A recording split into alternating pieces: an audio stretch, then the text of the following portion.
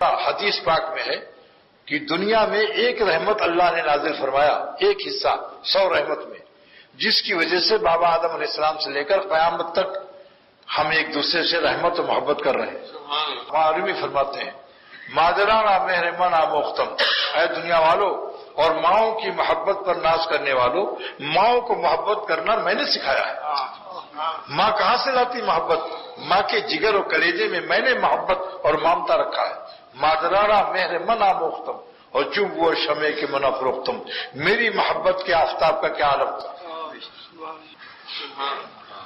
تو سوچ لو کہ اللہ تعالیٰ کتنا خوش ہوتے ہیں ان لوگوں سے جو اپنی بیویوں کو بندی اللہ کی سمجھ کر ان کی خطاؤں کو معاف کر دیتے ہیں اور ان کو چڑ چڑ چڑ چڑ ٹیٹی پیٹی کرنے سے فوراً ایک ٹافی منہ میں ڈال دیتے ہیں، اور اب بول دیکھ میٹھی نکلے ہی نہیں۔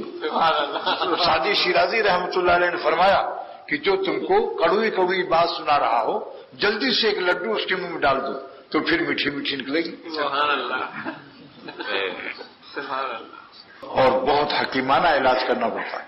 عورتوں کا مزاج دیکھو، ایک صاحب نے دعا کی، بزرگ آدمی تھے، تہجد گزار، اے اللہ مجھے کوئی کرامت دے دے کہ میری بڑھیا مجھے ٹٹ ٹٹ ہر وقت کٹ کٹ کٹ کٹ کرتی ہے تو میری معتقد ہو جائے گی، تو میرا پیر دبائے گی، سر میں تیل کی مالش کرے گی اور اس کو حضرت کہے گی۔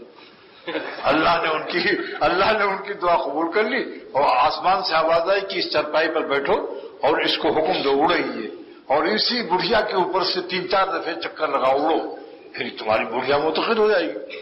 کیا پوچھنا تھا، بڑے میاں تو خوش ہو گئے، جلدی سے چارپائی کو حکم دیا، وہ اڑنے لگی۔ 3-4 چکر لگایا اور دیکھا بڑھیا چشمہ لگائے، بڑے غور سے دیکھ رہی ہے اس طرح سے جیسے میں چھت دیکھ رہا ہوں۔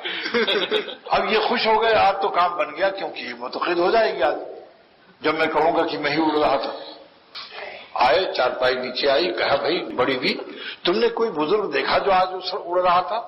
بڑی بی نے کہا کہ بے شک ایسے ہی بزرگ ہوتے ہیں جو آسمانوں پر اڑتے ہیں، ایک تو ہے مٹی کا ڈھیلا زمین پر دھرا رہتا ہے۔ تب ان کو اور یقین آ گیا کہ اب تو کام بن گیا، کیونکہ اس نے تسلیم کر لیا صغرا مقدمے میں پہلا جملہ کہ بھئی بزرگ ایسے ہوتے ہیں۔ تب انہوں نے کہا خدا کی قسم میں ہی تھا وہ جو اڑ رہا تھا۔ تب بڑھیا نے کہا جبھی تو میں کہوں کہ ٹیڑھے ٹیڑھے کیوں اڑ رہا ہے؟ دیکھا آپ نے، نو آبجیکشن سرٹیفکیٹ نہیں جاری کیا بڑھیا نے، اس کا جبھی تو میں کہوں کہ یہ بڈھا ٹیڑھے ٹیڑھے کیوں اڑ رہا ہے۔ سمجھے آپ؟